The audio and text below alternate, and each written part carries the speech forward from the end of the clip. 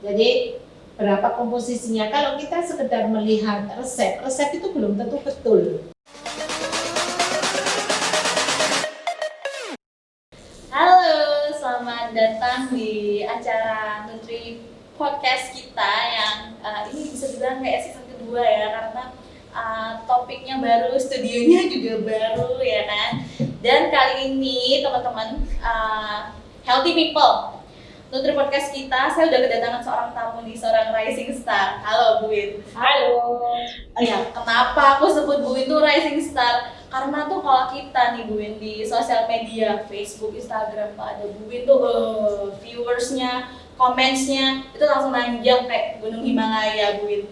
Apa sih resepnya Bu Win bisa jadi orang terkenal di Jawa Timur? Sebetulnya sih biasa-biasa aja, Mbak. Mungkin penggemarnya aja ada yang mantan dari mahasiswa, ya kan? Bukan mantan terindah? Oh, mantan terindah nggak ada sih. Untung mantannya cuma satu. Iya. Nah, aku nih mau nanya-nanya nih Bu Win sama Bu Win nih. Apalagi kan Bu Win ini mungkin kita pemirsanya mungkin ada yang jangkauannya dari luar Jawa Timur ya Bu Win. Mungkin kenalan sedikit sama Bu Win. Bu Win ini adalah dulu mantan pengajar ya Bu Win, dosen di Akademi Gizi Surabaya. Ya Bu Win, ya sudah berapa tahun Bu Win? Sudah 35 tahun. Luar biasa, 35 tahun. Terus Bu Win juga punya usaha kuliner ya Bu Win ya? Ya, alhamdulillah. Mau usaha dimulai sebelum pensiun. Sudah lagi pensiun Mbak Nini. Iya, kurang berapa tahun lagi kan? Insya Masih Allah muda. ya kurang 2 tahun. Terus yang aku ingat dari Bu Win itu, Bu Win kalau masak, kita kan sering tuh modifikasi resep, ya kan? Resep-resep jadi makanan yang lebih bergizi gitu. Oh, kalau Bu Win yang modifikasi, pasti laris banget tuh. Hampir waktu itu kita juga pernah bakso atau apa ya Bu Win, sampai Bu Win waktu itu bikin pizza kalau nggak salah. Ya, pizza singkong. Pizza singkong sampai akhirnya pizzanya diminta Dan dipesan oleh Kepala Dinas Perikanan dan Kelautan Kota Surabaya. Tuh, berarti kan saking merasakan enaknya makanan Bu Win ya. Sebetulnya ya biasa-biasa saja, mungkin inovasi baru, jadi ada ketertarikan untuk ingin tahu rasanya, ya. Mungkin dari olahan singkong, ternyata singkong itu bisa diolah menjadi beraneka ragam bahan pangan. Jadi meningkatkan nilai jual. Jadi tidak sekedar singkong saja. Tapi emang keren banget Bu Win itu. Terus ada lagi nih yang aku ingat dari Bu Win itu, Bu Win itu mejanya selalu penuh dengan mahasiswa yang nanya-nanya resep ya Bu Win ya. Bahkan kayak sampai sekarang masih banyak ya yang konsultasi resep. Insya Allah masih banyak dan minta resep. Gitu ya Bu Win. Nah, untuk itu kayaknya kali ini boleh ya kita gibah-gibah sedikit, tapi yang bergizi ya Bu Win, gibah ya. Silakan Mbak Nini. Daripada kita gibah yang negatif ya kan. Tapi sebelumnya nih kayaknya mungkin satu pertanyaan pembuka nih buat Bu Win. Bu Win harus jawabnya singkat ya. Bisnis kuliner di masa pandemi Bu Win, yes or no? Yes. Kenapa Bu Win? Karena di masa pandemi kita butuh imunitas tubuh ya yang kuat, untuk daya tahan tubuh yang sehat ya. Kita mengolah bahan makanan yang nilai jualnya itu rendah, kita tingkatkan menjadi nilai jual tinggi, tapi dia banyak kandungan gizinya yang luar biasa dan mungkin ada kandungan antioksidan yang diperlukan semasa pandemi. Jadi itu peluang ya Bu Win ya. Iya. Tapi sebenarnya Bu Win itu kan, Bu Win tuh kalau saya lihat tuh bisnis kuliner itu sampingan ya Bu Win. Bu Win kan sekarang juga jadi seorang PNS. Emang menjadi seorang PNS dengan gaji dan tunjangannya itu nggak cukup Bu Win untuk hidup, sehingga Bu Win usaha kuliner apa gimana sih Bu Win? Sebetulnya sih cukup, kita syukuri aja apa yang sudah kita dapatkan, tetapi bisnis kuliner itu suatu hiburan buat saya dan suatu kreasi ya yang kepingin meningkatkan kreativitas atau kreasi kita yang kita punyai dan itu menjadi salah satu hobi untuk diri saya sendiri. Begitu ya. Tapi menguntungkan nggak Bu Win bisnis kuliner tuh? Insya Allah menguntungkan. Kalau nggak menguntungkan saya nggak mungkin Nggak mungkin bisnis. iya. Kemarin juga sempat baca-baca sih Bu Win, jadi menarik banget ya Bu Win. Saya ini mengutip dari ini Bu Win, korantempo.com ya. Jadi Tokopedia aja tuh Bu Win dari Agustus tahun 2019 sampai sekarang. Jadi selama pandemi itu dia mengantongi 2,6 juta mitra baru di Tokopedia dan sebagian besar dari mitra baru mereka itu bisnisnya makanan. Menurut pendapat Bu Win, kenapa sih orang-orang jadi akhirnya juga tertarik untuk menggeluti dunia bisnis kuliner di selain ini ya menguntungkan ya? Ya mungkin kalau saya sih belum siap untuk ke online, masalahnya saya juga masih aktif di PNS. Kalau misalkan saya sudah pensiun, mungkin insya Allah saya akan ikut ke bisnis online. Jadi kita tidak perlu cari tempat ya. Kita cukup di rumah sendiri tetapi bisa menjual. Iya, menjual produk. Iya. Tapi kalau untuk memulai bisnis kuliner itu ya Bu Win, ada nggak sih Bu Win apa ya yang perlu dipersiapkan? Kan pasti mahal tuh ya, beli panci, beli wajan, mahal nggak sih Bu Win untuk menyiapkan segala macam itu? Sebetulnya ya kalau kita orientednya ke massal ya memang butuh peralatan yang lebih besar dan banyak. Tetapi kalau kita masih merintis ya alat yang kita punya itu saja yang kita gunakan.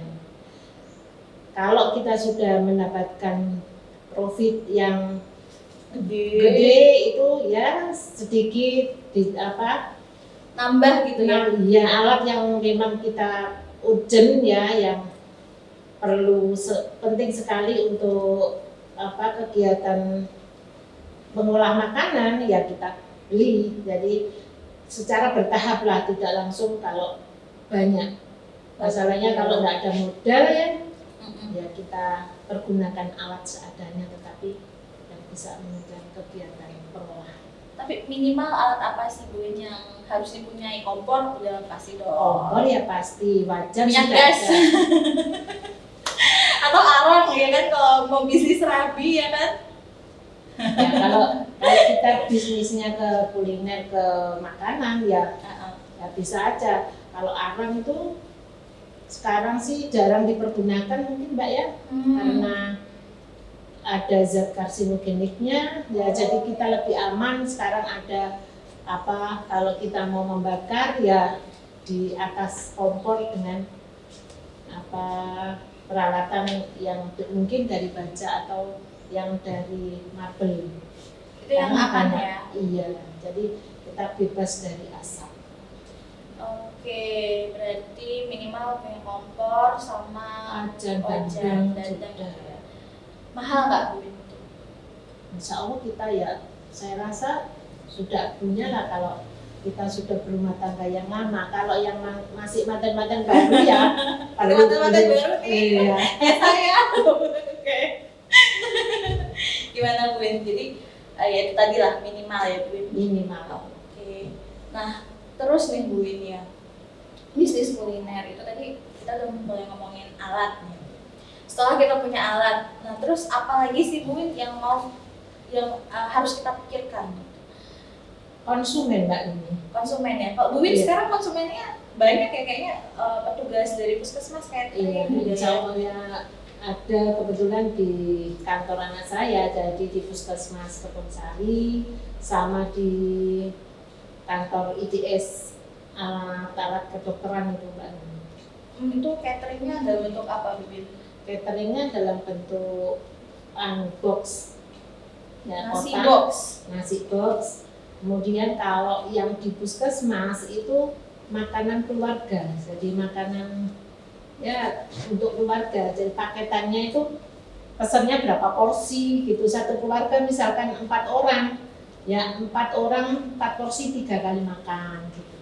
Oh, jadi ada juga yang pesan ke Bu Win itu satu makanan tapi mereka nanti bawa untuk keluarga mereka Iya, gitu. dibawa untuk pulang. Jadi saya mengirimnya menjelang mau pulang, jadi masih fresh.